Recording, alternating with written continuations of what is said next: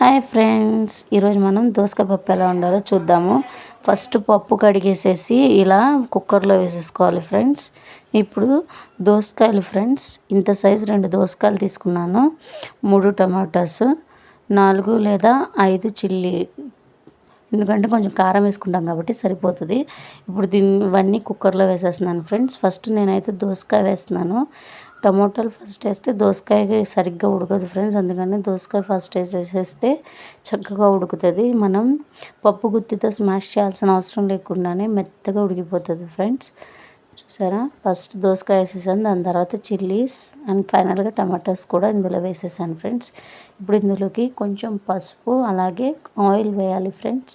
Oil వేస్తే పప్పు చాలా మెత్తగా ఉడుకుతుంది, అందుకని కొంచెం పసుపు అలాగే ఒక స్పూన్ ఆఫ్ ఆయిల్ వేసాను చూడండి ఫ్రెండ్స్, చాలు.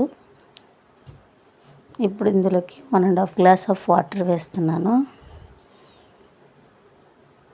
3 విజిల్స్ వచ్చాక పప్పు ఎలా ఉంటుందో చూపిస్తాను చూడండి ఫ్రెండ్స్. ఇదిగో 3 విజిల్స్ వచ్చాయి ఫ్రెండ్స్. 3 విజిల్స్కి పప్పు చాలా మెత్తగా ఉడికిపోయింది. ఇప్పుడు తాలింపు ఫ్రెండ్స్.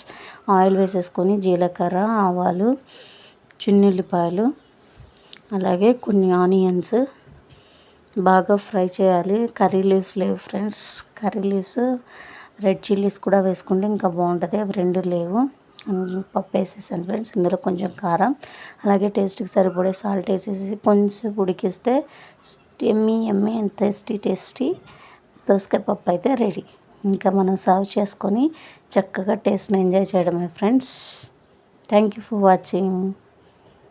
ప్లీజ్ సబ్స్క్రైబ్ చేసుకోండి ఫ్రెండ్స్, సబ్స్క్రైబ్ చేయండి నా ఛానల్ అయితే please. I'm waiting for your subscribe, like, share and comment. Thank you.